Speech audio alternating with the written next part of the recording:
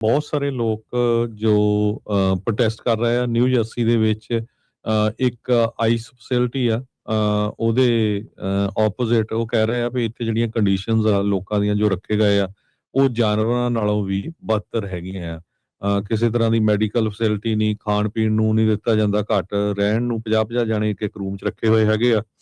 ਸੋ ਉੱਥੇ ਪ੍ਰੋਟੈਸਟ ਪਿਛਲੇ ਦਿਨਾਂ ਤੋਂ ਕਾਫੀ ਚੱਲ ਰਿਹਾ ਸੀ। ਇੱਕ ਉੱਥੇ ਕਾਂਗਰਸਮੈਨ ਵੀ ਗਿਆ ਸੀ, ਉਹਦੇ ਉੱਤੇ ਵੀ ਪੈਪਰ ਸਪਰੇਅ ਕੀਤੀ ਗਈ।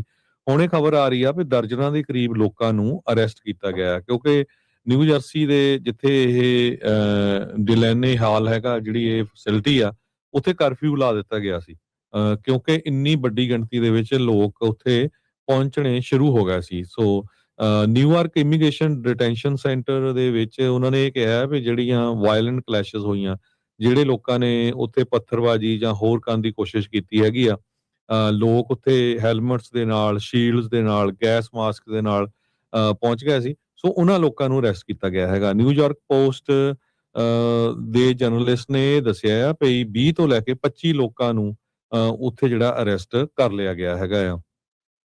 ਤੇ 46 ਦੇ ਕਰੀਬ ਡਿਲੈਨੇ ਹਾਲ ਪ੍ਰੋਟੈਸਟਰ ਜਿਹੜੇ ਆ ਉਹ ਇੱਕ ਹੋਰ ਨਿਊਜ਼ਪੇਪਰ ਜਿਹੜਾ ਆ ਉਹ ਰਿਪੋਰਟ ਕਰ ਰਿਹਾ ਹੈਗਾ।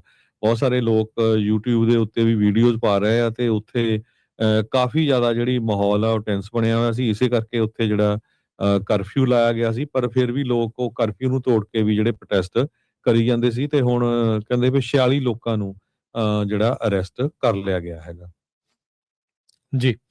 ਬਹੁਤ ਸਾਰੇ ਲੋਕ ਜੋ ਪ੍ਰੋਟੈਸਟ ਕਰ ਰਹੇ ਆ ਨਿਊ ਜਰਸੀ ਦੇ ਵਿੱਚ ਇੱਕ ਆਈਸ ਫੈਸਿਲਿਟੀ ਆ ਉਹਦੇ ਆਪੋਜ਼ਿਟ ਉਹ ਕਹਿ ਰਹੇ ਆ ਵੀ ਇੱਥੇ ਜਿਹੜੀਆਂ ਕੰਡੀਸ਼ਨਸ ਆ ਲੋਕਾਂ ਦੀਆਂ ਜੋ ਰੱਖੇ ਗਏ ਆ ਉਹ ਜਾਨਵਰਾਂ ਨਾਲੋਂ ਵੀ ਬਦਤਰ ਹੈਗੀਆਂ ਆ। ਕਿਸੇ ਤਰ੍ਹਾਂ ਦੀ ਮੈਡੀਕਲ ਫੈਸਿਲਿਟੀ ਨਹੀਂ, ਖਾਣ ਪੀਣ ਨੂੰ ਨਹੀਂ ਦਿੱਤਾ ਜਾਂਦਾ, ਘੱਟ ਰਹਿਣ ਨੂੰ 50-50 ਜਾਣੇ ਇੱਕ ਰੂਮ 'ਚ ਰੱਖੇ ਹੋਏ ਹੈਗੇ ਆ। ਸੋ ਉੱਥੇ ਪ੍ਰੋਟੈਸਟ ਪਿਛਲੇ ਦਿਨਾਂ ਤੋਂ ਕਾਫੀ ਚੱਲ ਰਿਹਾ ਸੀ। ਇੱਕ ਉੱਥੇ ਕਾਂਗਰਸਮੈਨ ਵੀ ਗਿਆ ਸੀ, ਉਹਦੇ ਉੱਤੇ ਵੀ ਪੈਪਰ ਸਪਰੇਅ ਕੀਤੀ ਗਈ। ਹੁਣ ਇਹ ਖਬਰ ਆ ਰਹੀ ਆ ਵੀ ਦਰਜਨਾਂ ਦੇ ਕਰੀਬ ਲੋਕਾਂ ਨੂੰ ਅਰੈਸਟ ਕੀਤਾ ਗਿਆ ਹੈ, ਕਿਉਂਕਿ ਨਿਊ ਜਰਸੀ ਦੇ ਜਿੱਥੇ ਇਹ ਡਿਲੈਨੇ ਹਾਲ ਹੈਗਾ, ਜਿਹੜੀ ਇਹ ਫੈਸਿਲਿਟੀ ਆ, ਉੱਥੇ ਕਰਫਿਊ ਲਾ ਦਿੱਤਾ ਗਿਆ ਸੀ, ਕਿਉਂਕਿ ਇੰਨੀ ਵੱਡੀ ਗਿਣਤੀ ਦੇ ਵਿੱਚ ਲੋਕ ਉੱਥੇ ਪਹੁੰਚਣੇ ਸ਼ੁਰੂ ਹੋ ਗਏ ਸੀ। ਸੋ ਨਿਊਯਾਰਕ ਇਮੀਗ੍ਰੇਸ਼ਨ ਡਿਟੈਂਸ਼ਨ ਸੈਂਟਰ ਦੇ ਵਿੱਚ ਉਹਨਾਂ ਨੇ ਇਹ ਕਿਹਾ ਵੀ ਜਿਹੜੀਆਂ ਵਾਇਲੈਂਟ ਕਲੈਸ਼ਸ ਹੋਈਆਂ, ਜਿਹੜੇ ਲੋਕਾਂ ਨੇ ਉੱਥੇ ਪੱਥਰਬਾਜ਼ੀ ਜਾਂ ਹੋਰ ਕਰਨ ਦੀ ਕੋਸ਼ਿਸ਼ ਕੀਤੀ ਹੈਗੀ ਆ, ਲੋਕ ਉੱਥੇ ਹੈਲਮਟਸ ਦੇ ਨਾਲ, ਸ਼ੀਲਡਸ ਦੇ ਨਾਲ, ਗੈਸ ਮਾਸਕ ਦੇ ਨਾਲ ਪਹੁੰਚ ਗਏ ਸੀ। ਸੋ ਉਹਨਾਂ ਲੋਕਾਂ ਨੂੰ ਅਰੈਸਟ ਕੀਤਾ ਗਿਆ ਹੈਗਾ। ਨਿਊਯਾਰਕ ਪੋਸਟ ਦੇ ਜਰਨਲਿਸਟ ਨੇ ਇਹ ਦੱਸਿਆ ਆ ਵੀ 20 ਤੋਂ ਲੈ ਕੇ 25 ਲੋਕਾਂ ਨੂੰ ਉੱਥੇ ਜਿਹੜਾ ਅਰੈਸਟ ਕਰ ਲਿਆ ਗਿਆ ਹੈਗਾ ਆ। ਤੇ 46 ਦੇ ਕਰੀਬ ਡਿਲੈਨੇ ਹਾਲ ਪ੍ਰੋਟੈਸਟਰ ਜਿਹੜੇ ਆ ਉਹ ਇੱਕ ਹੋਰ ਨਿਊਜ਼ਪੇਪਰ ਜਿਹੜਾ ਆ ਉਹ ਰਿਪੋਰਟ ਕਰ ਰਿਹਾ ਹੈਗਾ। ਬਹੁਤ ਸਾਰੇ ਲੋਕ YouTube ਦੇ ਉੱਤੇ ਵੀ ਵੀਡੀਓਜ਼ ਪਾ ਰਹੇ ਆ ਤੇ ਉੱਥੇ ਕਾਫੀ ਜ਼ਿਆਦਾ ਜਿਹੜੀ ਮਾਹੌਲ ਆ ਉਹ ਟੈਂਸ ਬਣਿਆ ਹੋਇਆ ਸੀ। ਇਸੇ ਕਰਕੇ ਉੱਥੇ ਜਿਹੜਾ ਕਰਫਿਊ ਲਾਇਆ ਗਿਆ ਸੀ, ਪਰ ਫਿਰ ਵੀ ਲੋਕ ਉਹ ਕਰਫਿਊ ਨੂੰ ਤੋੜ ਕੇ ਵੀ ਜਿਹੜੇ ਪ੍ਰੋਟੈਸਟ ਕਰੀ ਜਾਂਦੇ ਸੀ ਤੇ ਹੁਣ ਕਹਿੰਦੇ ਵੀ 46 ਲੋਕਾਂ ਨੂੰ ਜਿਹੜਾ ਅਰੈਸਟ ਕਰ ਲਿਆ ਗਿਆ ਹੈਗਾ। ਜੀ। ਬਹੁਤ ਸਾਰੇ ਲੋਕ ਜੋ ਪ੍ਰੋਟੈਸਟ ਕਰ ਰਹੇ ਆ ਨਿਊ ਜਰਸੀ ਦੇ ਵਿੱਚ ਇੱਕ ਆਈਸ ਫੈਸਿਲਿਟੀ ਆ ਉਹਦੇ ਆਪੋਜ਼ਿਟ ਉਹ ਕਹਿ ਰਹੇ ਆ ਵੀ ਇੱਥੇ ਜਿਹੜੀਆਂ ਕੰਡੀਸ਼ਨਸ ਆ ਲੋਕਾਂ ਦੀਆਂ ਜੋ ਰੱਖੇ ਗਏ ਆ ਉਹ ਜਾਨਵਰਾਂ ਨਾਲੋਂ ਵੀ ਬਦਤਰ ਹੈਗੀਆਂ ਆ। ਕਿਸੇ ਤਰ੍ਹਾਂ ਦੀ ਮੈਡੀਕਲ ਫੈਸਿਲਿਟੀ ਨਹੀਂ, ਖਾਣ ਪੀਣ ਨੂੰ ਨਹੀਂ ਦਿੱਤਾ ਜਾਂਦਾ, ਘੱਟ ਰਹਿਣ ਨੂੰ 50-50 ਜਾਣੇ ਇੱਕ ਰੂਮ 'ਚ ਰੱਖੇ ਹੋਏ ਹੈਗੇ ਆ। ਸੋ ਉੱਥੇ ਪ੍ਰੋਟੈਸਟ ਪਿਛਲੇ ਦਿਨਾਂ ਤੋਂ ਕਾਫੀ ਚੱਲ ਰਿਹਾ ਸੀ। ਇੱਕ ਉੱਥੇ ਕਾਂਗਰਸਮੈਨ ਵੀ ਗਿਆ ਸੀ, ਉਹਦੇ ਉੱਤੇ ਵੀ ਪੈਪਰ ਸਪਰੇਅ ਕੀਤੀ ਗਈ।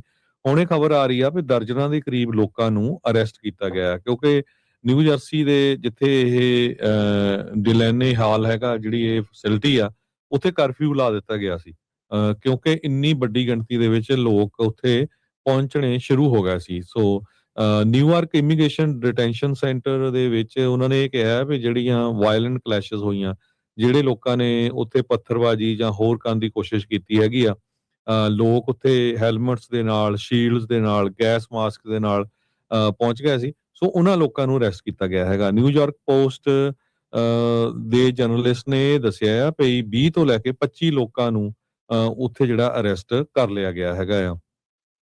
ਤੇ 46 ਦੇ ਕਰੀਬ ਡਿਲੈਨੇ ਹਾਲ ਪ੍ਰੋਟੈਸਟਰ ਜਿਹੜੇ ਆ ਉਹ ਇੱਕ ਹੋਰ ਨਿਊਜ਼ਪੇਪਰ ਜਿਹੜਾ ਆ ਉਹ ਰਿਪੋਰਟ ਕਰ ਰਿਹਾ ਹੈਗਾ। ਬਹੁਤ ਸਾਰੇ ਲੋਕ YouTube ਦੇ ਉੱਤੇ ਵੀ ਵੀਡੀਓਜ਼ ਪਾ ਰਹੇ ਆ ਤੇ ਉੱਥੇ ਕਾਫੀ ਜ਼ਿਆਦਾ ਜਿਹੜੀ ਮਾਹੌਲ ਆ ਉਹ ਟੈਂਸ ਬਣਿਆ ਹੋਇਆ ਸੀ। ਇਸੇ ਕਰਕੇ ਉੱਥੇ ਜਿਹੜਾ ਕਰਫਿਊ ਲਾਇਆ ਗਿਆ ਸੀ, ਪਰ ਫਿਰ ਵੀ ਲੋਕ ਉਹ ਕਰਫਿਊ ਨੂੰ ਤੋੜ ਕੇ ਵੀ ਜਿਹੜੇ ਪ੍ਰੋਟੈਸਟ ਕਰੀ ਜਾਂਦੇ ਸੀ ਤੇ ਹੁਣ ਕਹਿੰਦੇ ਵੀ 46 ਲੋਕਾਂ ਨੂੰ ਜਿਹੜਾ ਅਰੈਸਟ ਕਰ ਲਿਆ ਗਿਆ ਹੈਗਾ। ਜੀ।